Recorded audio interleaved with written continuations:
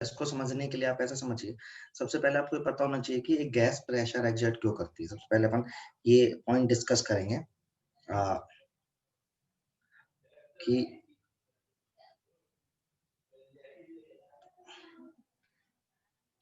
Gas exert pressure why. ठीक है, कोई आंसर है किसी के पास?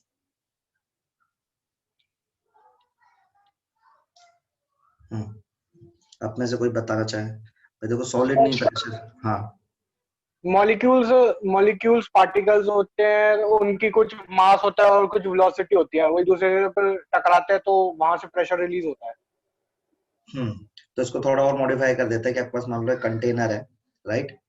ये है कंटेनर, उसके अंदर गैस आपने बंद करी हुई है, राइट? अब गैस के पार्टिकल्स हैं, तो गैस के पार्टिकल्स क्या है, इनकी काइनेटिक एनर्जी हाई, तो जाके टक्कर मारते वॉल ऑफ कंटेनर पे। ऐसे हवा में तो प्रेशर लाएगी नहीं गैस, तो वो टक्कर मारेगी जब यहाँ पे जाके फोर्स लगाएगा, पार्टिकल जाके टक्कर मारेगा, तो उससे जो फोर्स जनरेट होगा उससे प्रेशर जनरेट होता है। क्योंकि गैस के पार्टिकल की काइनेटिक एनर्जी ज्यादा है, तो वो उसका इम्पैक्ट ज्यादा है, राइट? वो फ्री है। सॉलिड और लिक्विड में ऐसा नहीं हो पाता। अच्छा, एक बात बताओ मेरे को, अभी टक्कर मार रहे हैं बार बार, तो टक्कर मार रहे हैं तो फिर धीरे धीरे एनर्जी कम होती जाएगी कि नहीं होती जाएगी? कोई आदमी टक्कर मार रहा है, तो हमें समझ में आया कि गैस प्रेशर इसलिए लगाते हैं। मैं थोड़ा सा देता हूँ, as inter particle force is zero, due to which due to which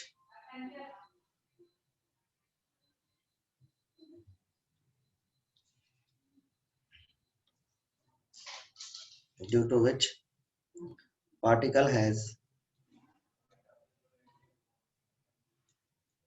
high kinetic energy. Now it collide with the wall of container,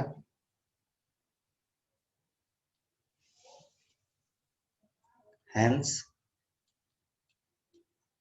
pressure is exerted. टकराएगा तो फोर्स लगाएगा, फोर्स लगेगा तो प्रेशर आएगा। अब सेंस देखो क्या है, एक बात बताओ कि जब जितने अब कोलिजन्स हो रहे हैं, right, there is a collisions between the particle and the wall of container. So अब बताओ, जब कोलिजन होगा तो एनर्जी बेसिकली क्या होगी? वेस्ट होगी, एनर्जी धीरे धीरे कम होगी, है ना? तो एनर्जी कम होगी तो एक टाइम के बाद ऐसा आएगा इस पार्टिकल की एनर्जी जीरो ही हो जाएगी, और जीरो हो जाएगी तो फिर तो यार क्या होगा बताओ? फिर तो मूव ही नहीं करेगा। तो आपको एक बात याद रखना है, ऑल दी कोलिजन्स, हम ऐसा मानते हैं आइडियल गैस में, all the collisions are elastic in nature. समझ रहे हो आप? इलास्टिक का मतलब समझते हैं क्या सब लोग? So there are two type of collision. एक कोलिजन होता है जिसमें कि energy before the collision and energy after the collision remain same, that is elastic collision, right? Generally maximum time in elastic collision होते हैं, जैसे आप एक बॉल है, उसको अपने हवा में उछाला तो टकराएगी, टकरा के वो क्या सेम हाइट पे जाती है क्या यार? नहीं, वो थोड़ी कम हाइट पे जाती है। अगली बार टकरा के, और क्योंकि हर कोलिजन में ना उसकी एनर्जी क्या होती रहती है, धीरे धीरे कम होती रहती है। ठीक है, तो हमको याद रखना है कि जितने भी कोलिजन हो रहे हैं during this process, all the collisions are elastic in nature. So ultimately, why gas exert a pressure? Because there is no force between the particle. That's why the particle is free and has high kinetic energy, and it collide with the wall of container, due to which force is generated. Hence, pressure is generated, and all the collisions between the particle and wall of the container are elastic in nature. That means the energy before the collision and energy after the collision remains same. So इस समझ में आया सबको? सही है?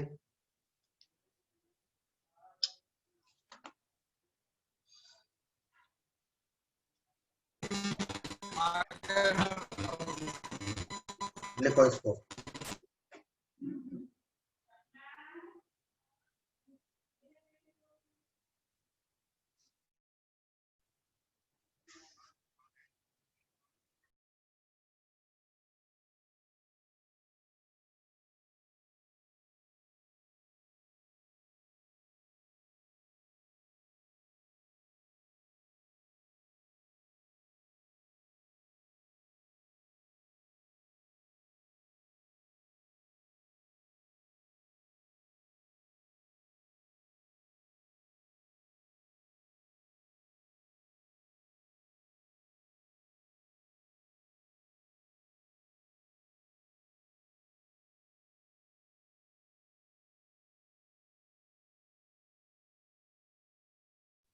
Done यार?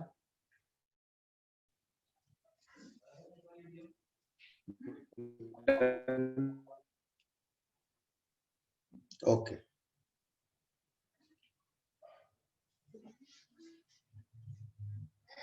अब हम क्या कर रहे हैं, देखो हम ये कर रहे हैं कि मान लो आपके पास ना एक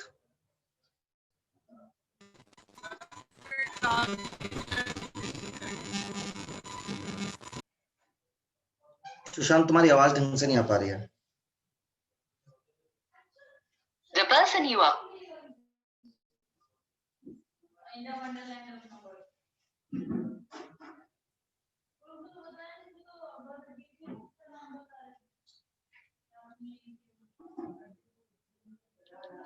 अच्छा अच्छा, ये लो सुशांत।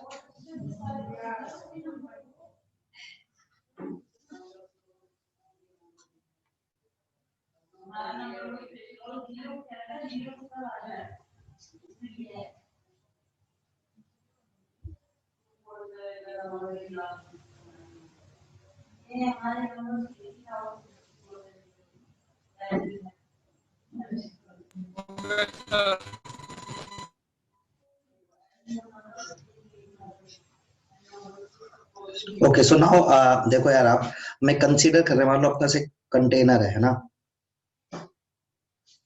इसके अंदर गैस ए है, इसका वॉल्यूम है V, इसका टेम्परेचर है T, ऐसा मान रहे पर ऐसे मेरे पास एक और कंटेनर है, ठीक है P, इसका वॉल्यूम V है, इसका टेम्परेचर भी T है।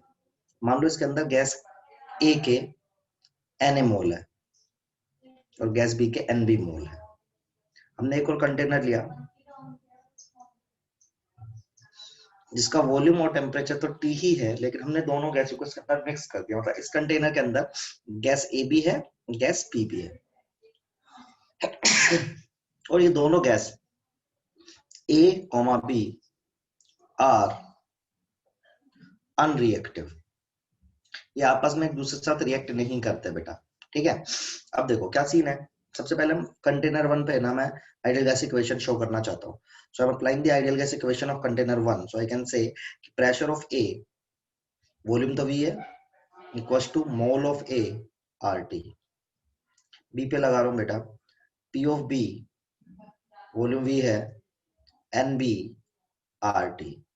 अब इस फाइनल कंटेनर पे लगा रहे हैं तो इसमें क्या लिखोगे बोलो, P of total, P total बोल सकते हैं right, that will be into V, volume V है, यहाँ पर मोल टोटल आ जाएगा बेटा और RT। एन टोटल क्या होगा, यदि नॉन रिएक्टिव है तो मतलब ए और बी आपस में रिएक्ट नहीं कर रही है, तो एन टोटल को हम क्या लिख सकते हैं,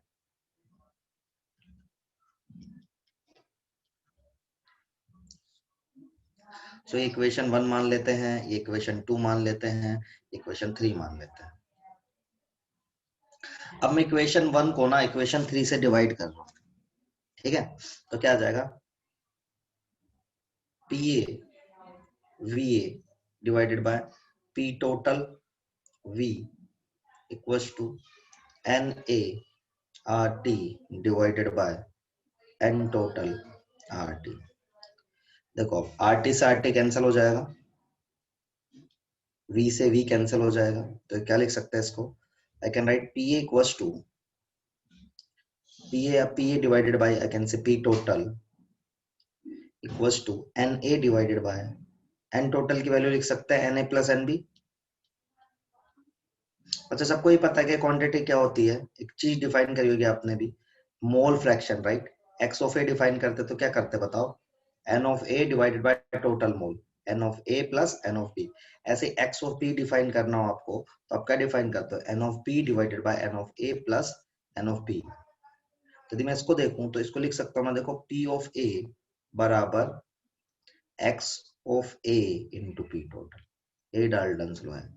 एक गैसेस मिक्सचर में गैस का जो इंडिविजुअल प्रेशर है, मतलब गैस का पार्शियल प्रेशर है, एक्चुअली PA क्या है, टोटल प्रेशर है क्या, इस सिस्टम का टोटल प्रेशर यदि आपसे कोई पूछा जाए, इस सिस्टम का टोटल प्रेशर P टोटल है क्या, P टोटल है PA प्लस PB तो पीएपी भी है ना पार्ट ऑफ टोटल प्रेशर है, मींस टोटल का एक पार्ट है, इसलिए बोलते हैं पार्शियल प्रेशर.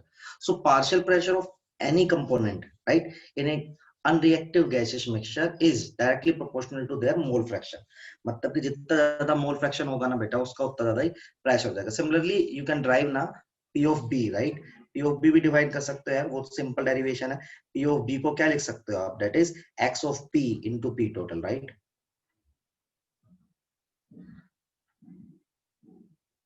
ये क्लियर हुआ क्या? सो डाल्टन्स लॉ ऑफ की partial pressure of any component P of anything right, P of A B C, मान लो आपने 10 लोग डाले हुए हैं तो P of any component is equals to mole fraction into P total. Mole fraction कैसे निकालोगे? Mole fraction simple, you have to just find out the mole of that component and the total mole of the system. So you have to just divide right, Na divided by Na plus Nb, that is the mole fraction. और कितने भी component हो सकते हैं, जरूरी नहीं कि 2 component हो, 5 कंपोनेंट हो सकता है, 10 हो सकते हैं, कितने भी. लेकिन किसी भी गैस का जो पार्शियल प्रेशर है, खुद का प्रेशर है, वो उसके मोल फ्रैक्शन के डायरेक्टली प्रोपोर्शनल आएगा. That is Dalton's law of partial pressure. एक बार इतना लिखना सब लोग.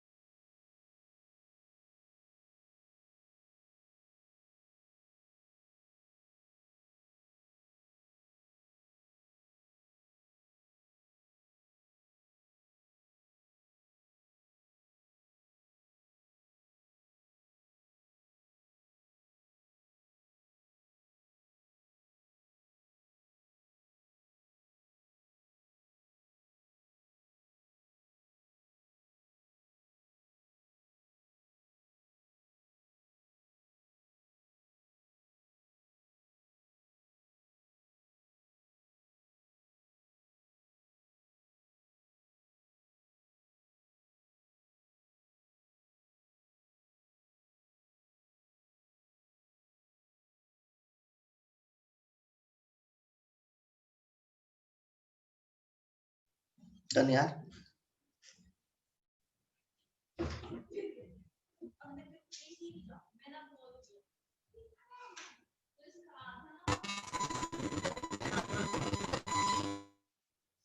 तुम्हारा आई थिंक माइक में प्रॉब्लम है.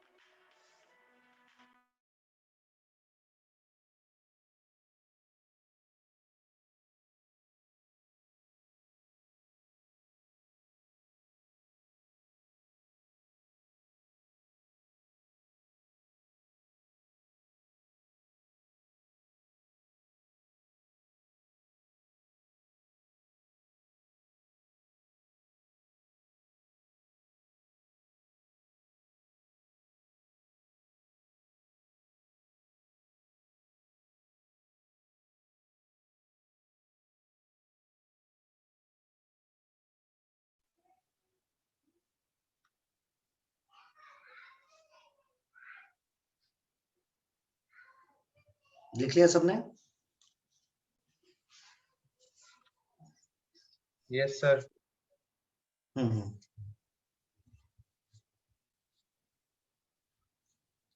चलो कुछ क्वेश्चंस ले रहे हैं अपन.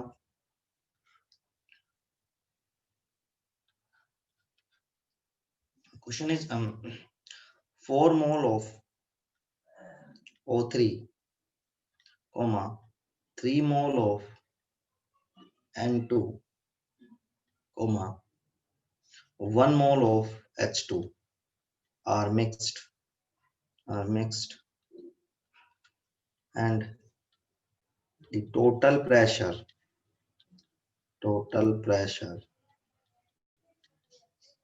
of system is 12 atm. Find pressure of O3 and pressure of H2. बहुत ही आसान सवाल है, फटाफट करके बताएंगे sir. 4 mole of O3, 3 mole of N2 and 1 mole of H2 are mixed, and the total pressure of system is 12 atm. So you have to find out the pressure of O3 and pressure of H2.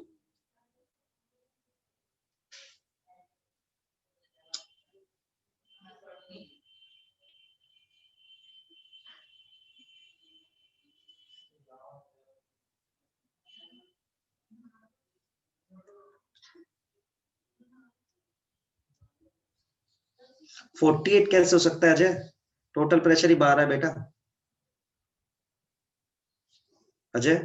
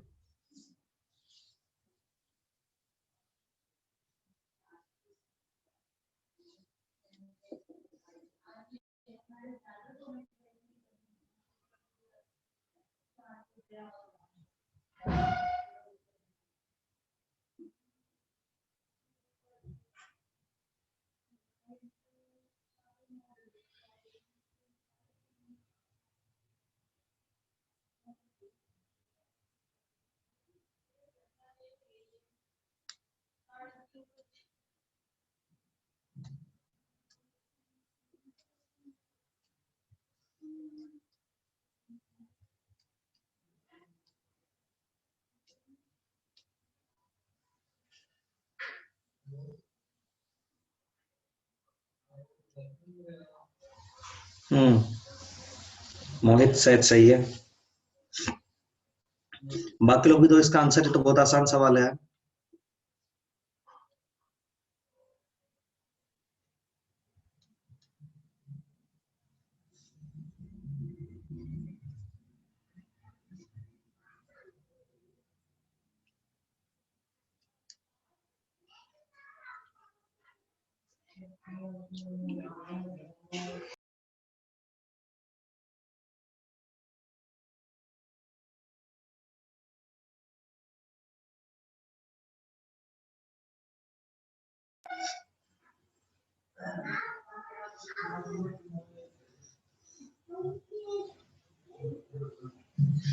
बे आसान है, इसके सबके अलग अलग answer क्यों आ रहे हैं?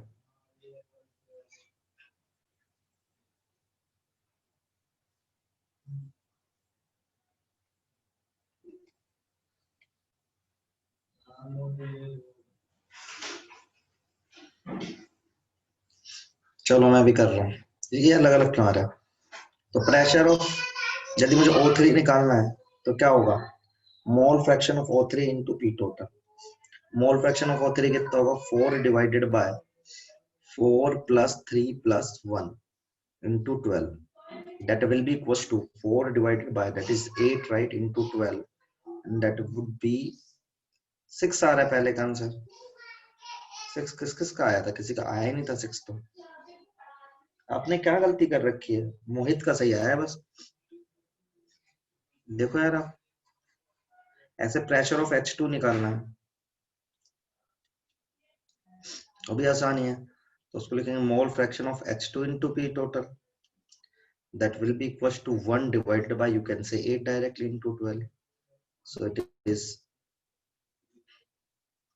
1.5. Yes. आपने क्या गलती कर रखी है सब लोगों ने? मोहित का सही आया था बस आंसर. अजय क्या गलती करी? Sushant, Ajay. Sir mole fraction में कन्वर्ट नहीं किया. वो कंपलसरी है बेटा ना. हाँ सर.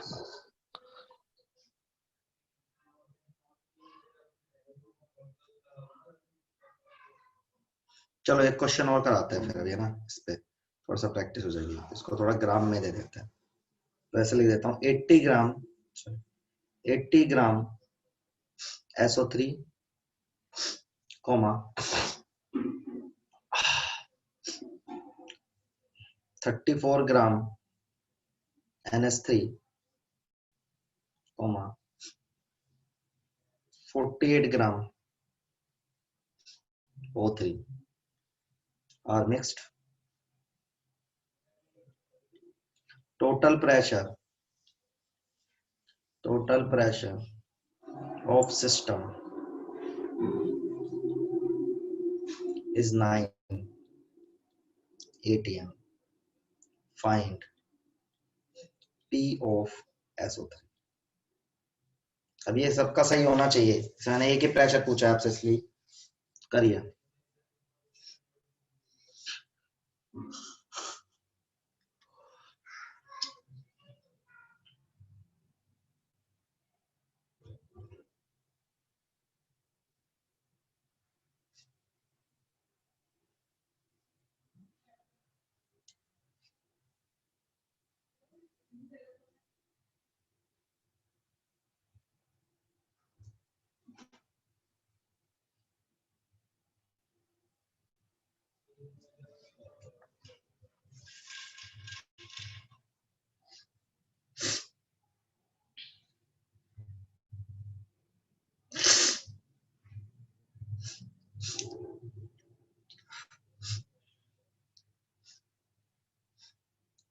चलो अजय का आंसर आ चुका है।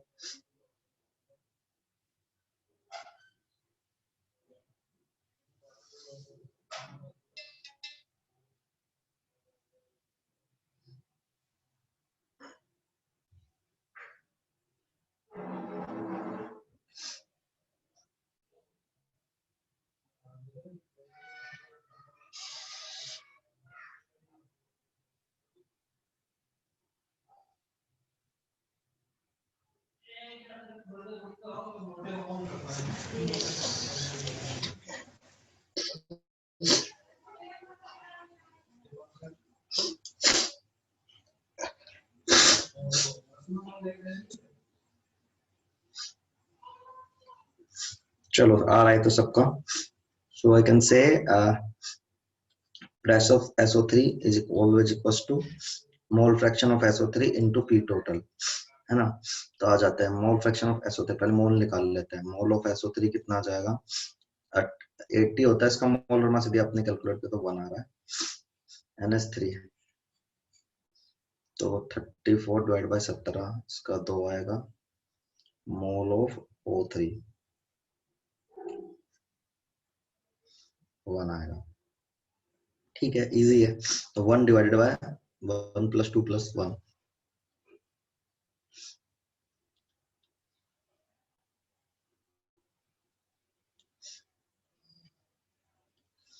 सही है सबका है। तो अभी सबको क्लियर हो गया ना एटलीस्ट क्या करना है।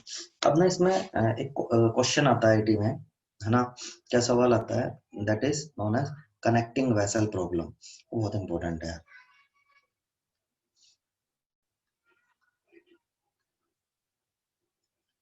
कनेक्टिंग वेसल प्रॉब्लम, इसमें होता क्या मैं बताता हूँ आपको, फिर इसका सवाल भी कराऊंगा कि आपको ना 2 वेसल्स दिए जाते हैं, राइट,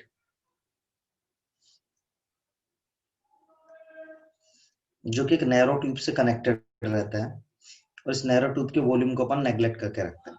इनिशियली मान लो आपको ऐसा देगा कि बंद है, ये बताएगा कि यार इसका वॉल्यूम है V, है ना, इसका टेम्परेचर है T, ठीक है, इसका प्रेशर मान लो PA बता रखा है, ऐसे इसका प्रेशर PB बता रखा है, पूरी इंफॉर्मेशन देके रखेगा। ये वॉल्यूम सेम भी हो सकता है, अलग अलग हो सकता है, V1 हो सकता है ये, हाँ जी बोलो, ये V1 हो सकता है, ये V1 V2 हो सकता है, T1 T2 कुछ भी हो सकता है ना। बट अभी हम सेम ले रहे हैं, कोई इशू नहीं है, मतलब एज सच, राइट। नाउ क्या करता है, सवाल क्या बोलता है आपसे कि फाइनली हमने जो स्टॉपर लगा होता है इसमें, मान लो उस स्टॉपर को मैं रिमूव कर देता हूँ, राइट। तो मैंने स्टॉपर को रिमूव कर दिया। अब रिमूव कर दिया तो क्या होगा, दोनों गैस आपस में मिक्स होंगे, कब तक मिक्स होंगे बताएगा, बोलो यार, कब तक गैस मिक्स होंगे। जब तक कि क्या ना हो जाए,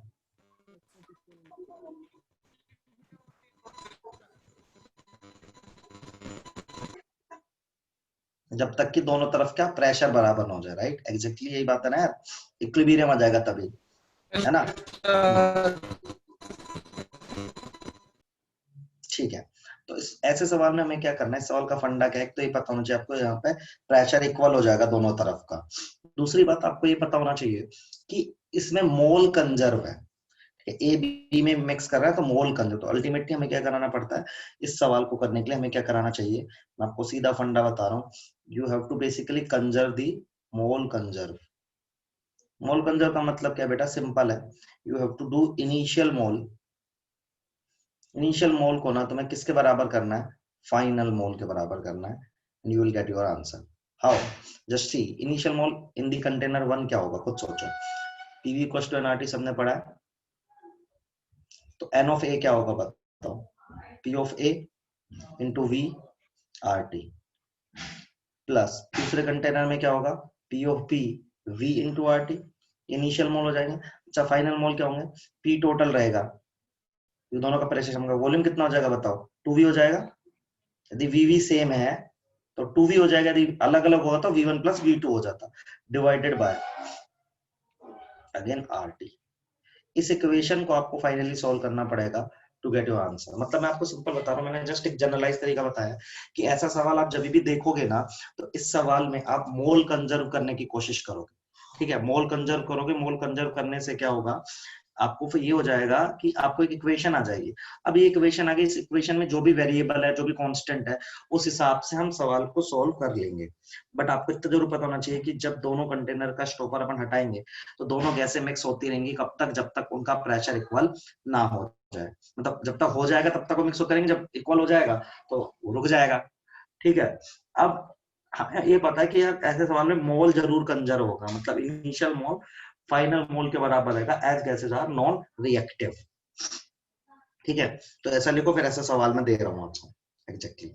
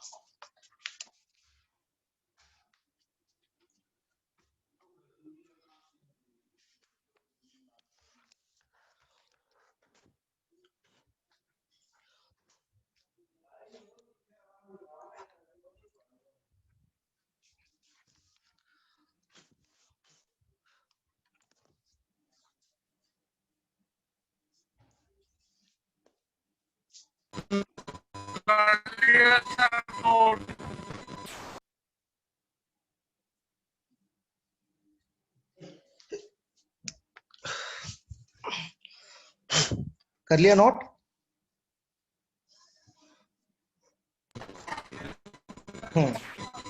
यस सर। ठीक है, सवाल देता है एग्जैक्ट।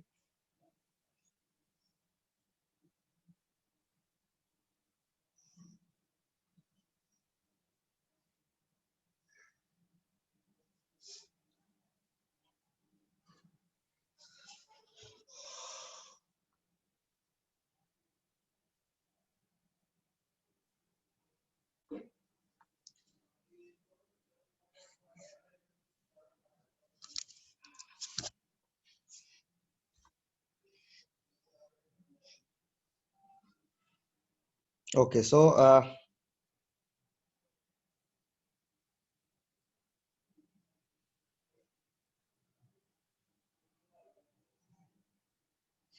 एक सेकंड यार।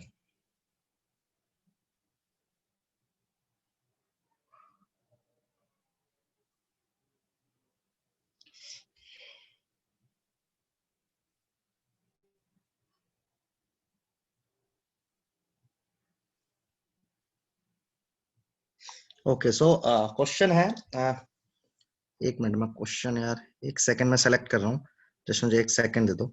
एक आईआईटी का ही क्वेश्चन है, एज इट इज वही दे देते हैं। तो आपको भी ठीक लगेगा। जस्ट एक सेकंड यार, मैंने इसमें डाला हुआ था नोट्स में, वो डिलीट हो गया आई थिंक, मिलने ना। एक सेकंड में वो क्वेश्चन पेस्ट कर रहा हूँ, एक सेकंड दे दो मुझे बस।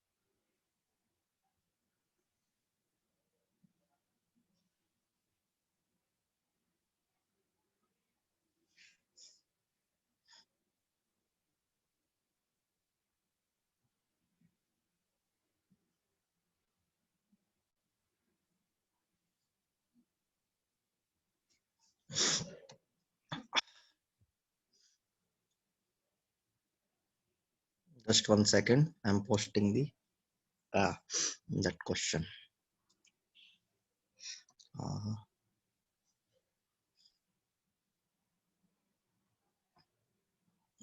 ठीक है।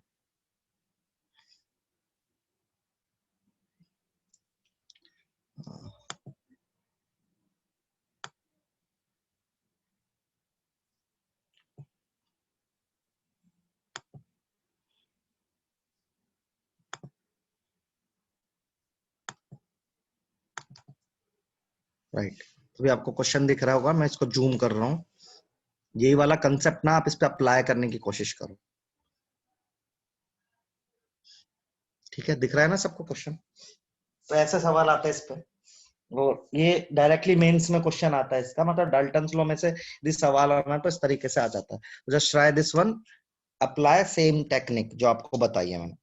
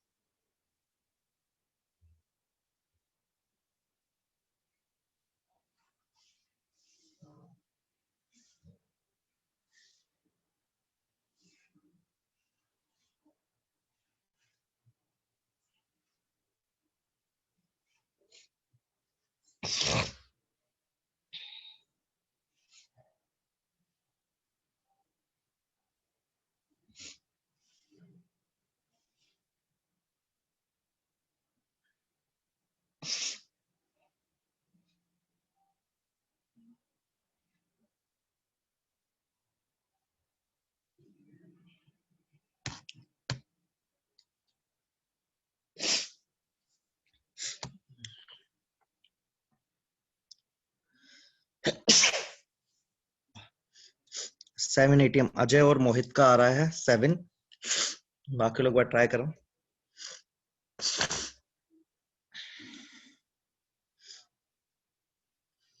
आदित्य का भी 7 ही आ रहा है, तो फिर तो सबका सही नहीं आ रहा।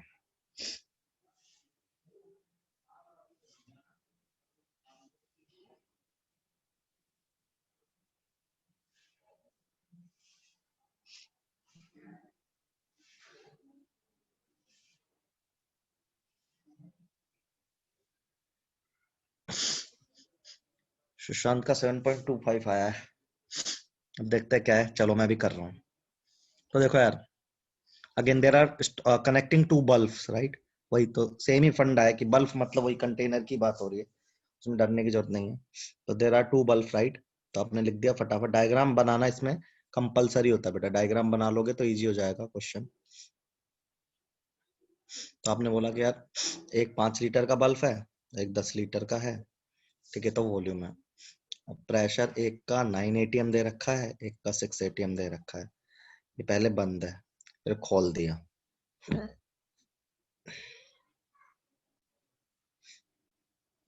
खोल दिया तो प्रेशर दोनों का, वॉल्यूम तो बदलेगा नहीं, इसका 5 ही रहेगा, इसका 10 रहेगा, लेकिन दोनों का प्रेशर पी टोटल हो गया। ठीक है, प्रेशर क्या हो गया, सेम, जो कि मुझे निकालना है।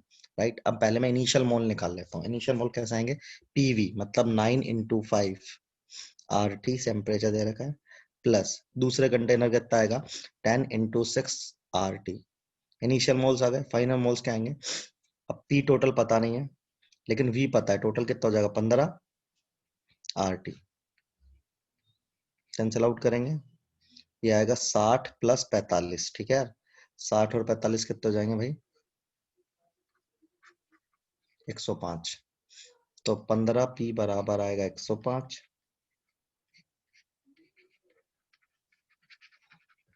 सेवन एटीएम आ रहा है। सुशांत तुमने क्या गलती कर दी थी बेटा, बाकी सबका सही था।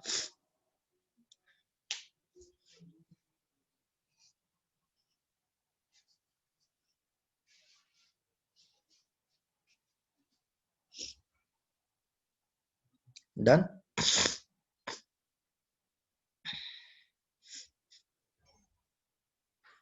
क्लियर है क्या सबको यार। Yes sir. चलो बढ़िया। तो अब हम पढ़ेंगे आपको, अब हम आपको पढ़ाएंगे डिफ्यूजन। ठीक है, डिफ्यूजन क्या होता है फिर मैं उसका बताऊं आपको। डिफ्यूजन कुछ नहीं होता, सिंपल मान लो।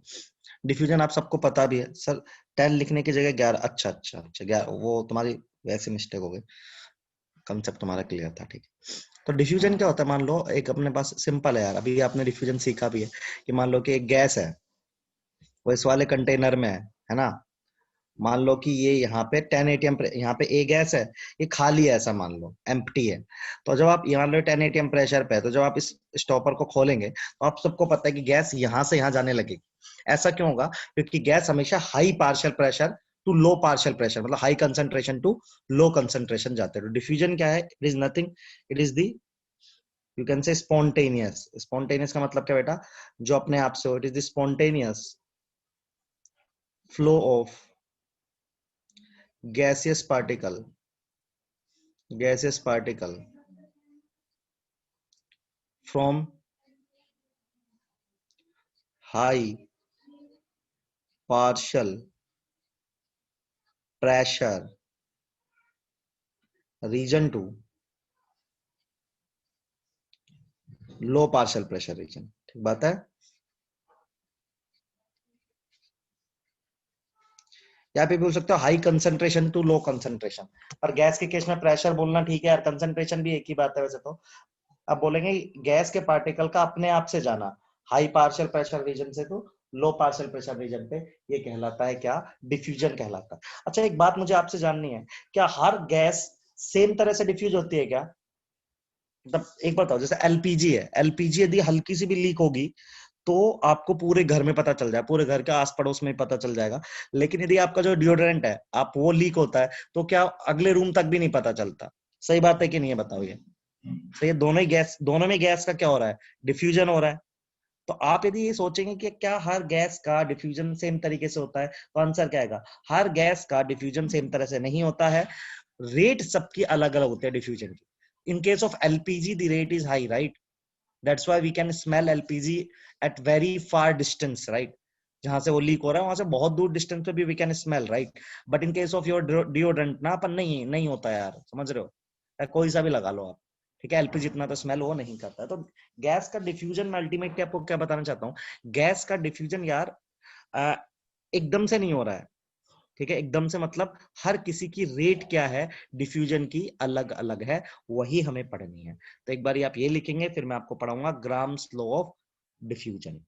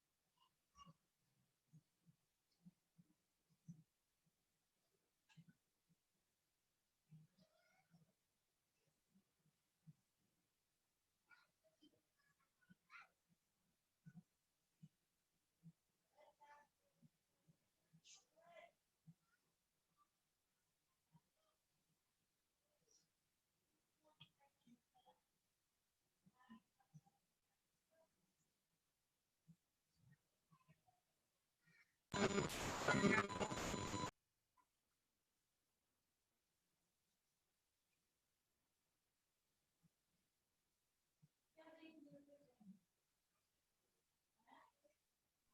हो गया नोट। ओके यार, सो आगे बढ़ते हैं अपन। सो देखो, अब हमें क्या पढ़ना है, हमें इसका लॉ पढ़ना है। That law is known as Graham's law of diffusion. ठीक है,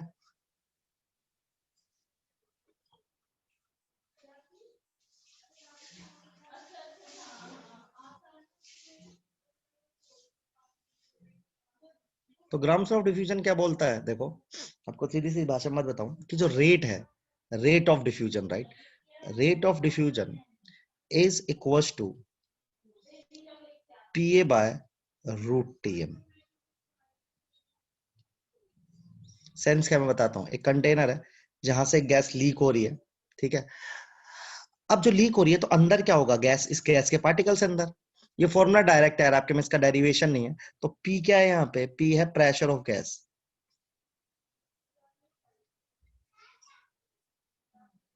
अब ए क्या है, देखो जहां से भी गैस लीक हो रही होगी, राइट, उसमें कोई ना कोई होल होगा जहां से गैस लीक हो रही होगी, तो उसका एरिया जो ए है, that is the area of hole. T, T क्या है, टेम्परेचर बेटा।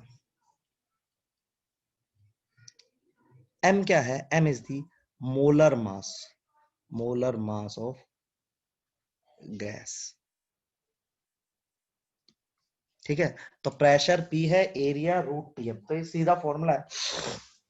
हम इस फॉर्मूला पे हम एनालिसिस करेंगे, you have to just write this one. Sir temperature inside का होगा या आउटसाइड का? बेटा इनसाइड मतलब जो सिस्टम का टेम्परेचर है ना अपना, कंटेनर का टेम्परेचर, आउटसाइड का तो कोई सेंस ही नहीं है। सही है। ठीक है सर।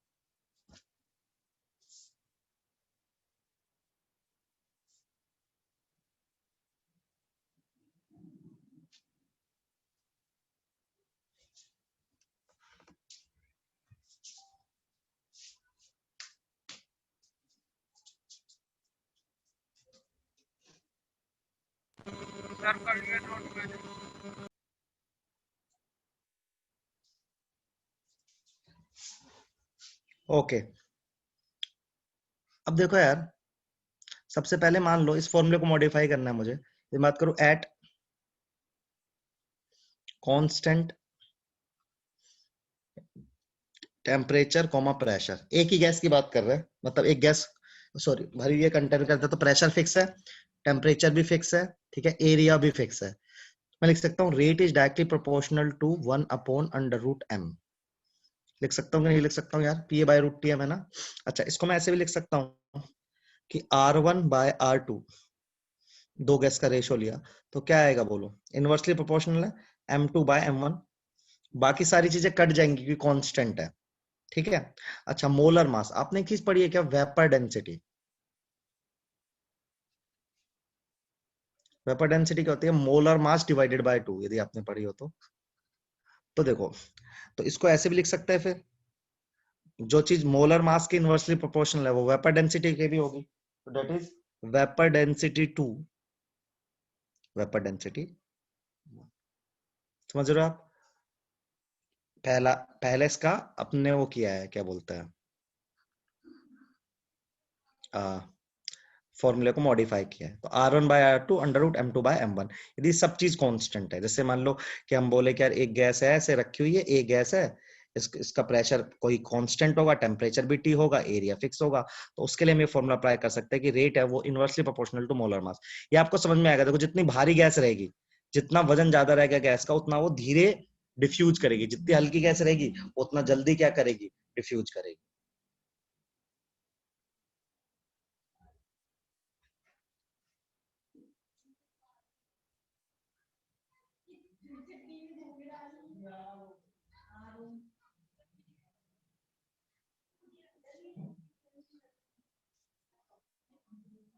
ये लिखो।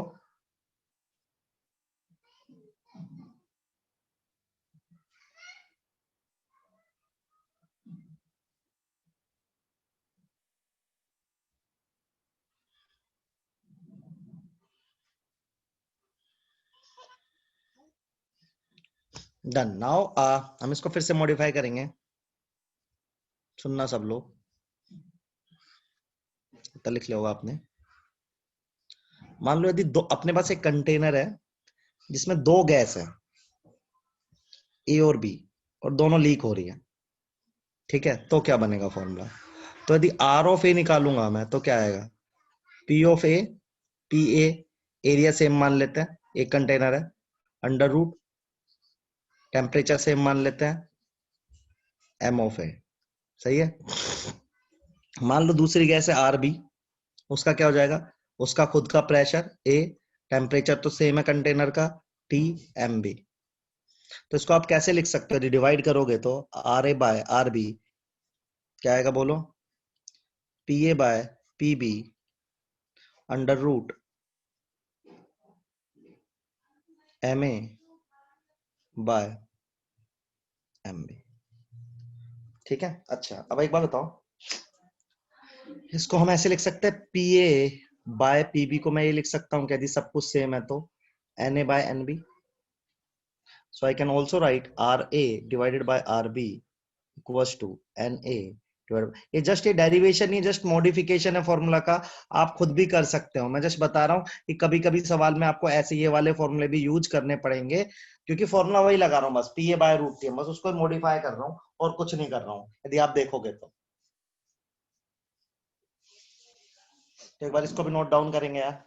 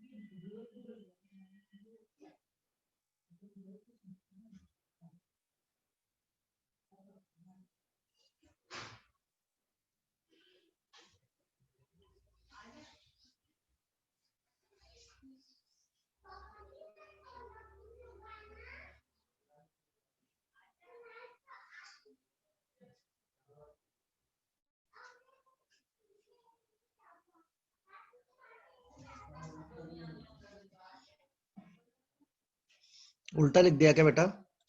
हाँ हाँ, यस यस, सही कह रहा आदित्य, ये इनवर्स आता ना, मैंने सीधा लिख दिया।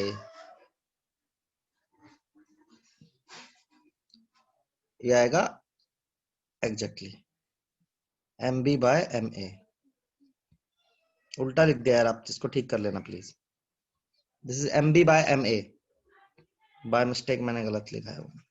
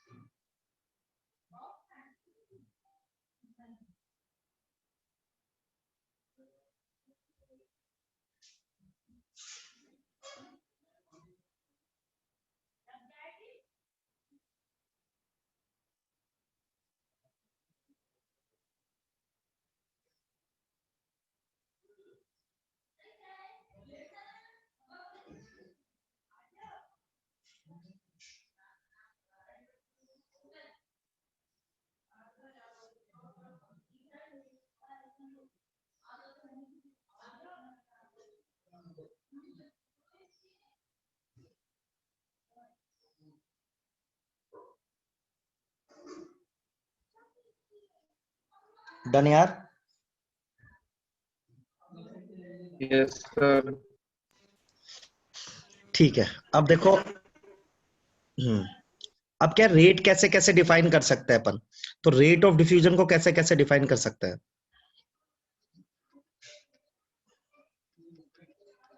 देखो, सबसे पहले मान लो अपने कंटेनर है, आप बोल रहे हो कि यहाँ से गैस के पार्टिकल्स बाहर जा रहे हैं, तो हम एक रेट कैसे डिफाइन कर रख सकते हैं? कितना प्रेशर चेंज आ रहा है with respect to time.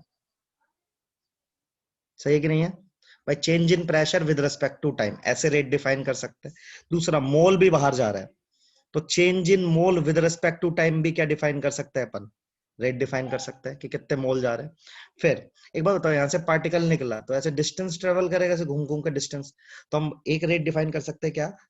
Change in distance with respect to time. और वॉल्यूम भी कम हो रहा होगा, तो हम ये भी चेंज कर सकते हैं, change in volume with respect to time. तो कई तरीके हैं जिनसे हम रेट डिफाइन, इनमें से कोई सा भी तरीका आप यूज कर सकते हो ड्यूरिंग द न्यूमेरिकल। मैं फिर से बता रहा हूँ, एक कंटेनर में से गैस निकल रही है, तो जाहिर सी बात है प्रेशर कम हो रहा होगा, तो रेट क्या होता है? रेट तो विद रिस्पेक्ट टू टाइम ही होता है ना। तो आप कैसे भी डिफाइन कर सकते हो कि कितना प्रेशर कम हो रहा है विद रिस्पेक्ट टू टाइम। तो change in pressure with respect to time rate हो सकता है, change in volume with respect to time rate हो सकता है, change in mole with respect to time rate हो सकता है, और कितना डिस्टेंस ट्रेवल किया। मान लो जैसे आपने, आप देखते हो ना कि ये पे, तो यहाँ से एक पार्टिकल निकला, तो कुछ ना कुछ तो डिस्टेंस ट्रेवल करेगा ना, एक्स। तो कितना डिस्टेंस ट्रेवल किया उसने विद रिस्पेक्ट टू टाइम, वो क्या हो सकता है? रेट हो सकता है। तो रेट को हम कई तरीके से डिफाइन कर सकते हैं, ठीक है? तो एक बार आप ये लिख लीजिए।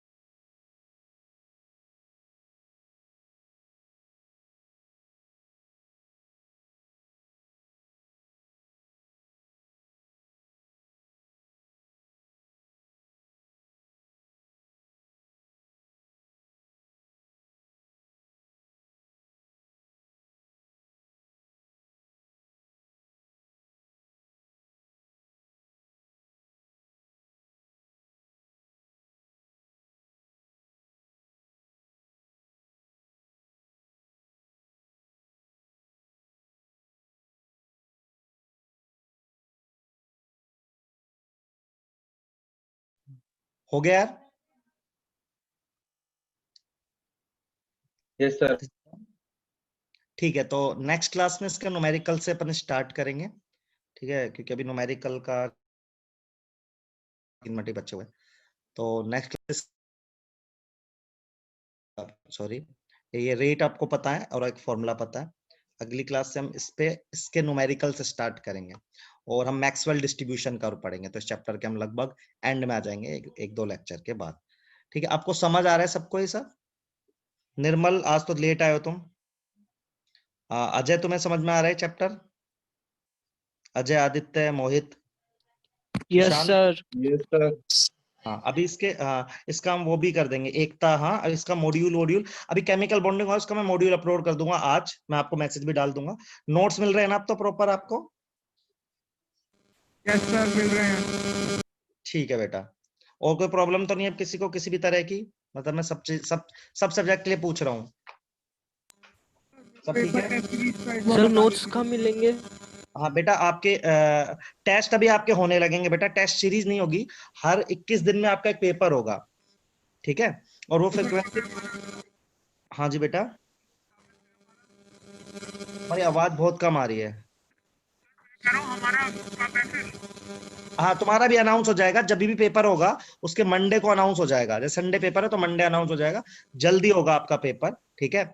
और हर 21 दिन में होगा, फिर हर 15 दिन में होने लगेगा। नोट्स के लिए क्या करेंगे आप, अपना जो व्हाट्सएप ग्रुप है ना, उस पर एक लिंक होगा, जो भी मुझसे पूछ रहा है, एक लिंक है बेटा गूगल ड्राइव का। गूगल ड्राइव पे क्लिक करेगा तो गूगल ड्राइव पे चला जाएगा, वहां पे सारे चैप्टर वाइज और सब्जेक्ट वाइज नोट्स डले हुए हैं, ठीक है। Okay sir. हम्म। और सर पहले की वीडियोस? पहले की वीडियो के लिए आपके ग्रुप पे ही ना प्ले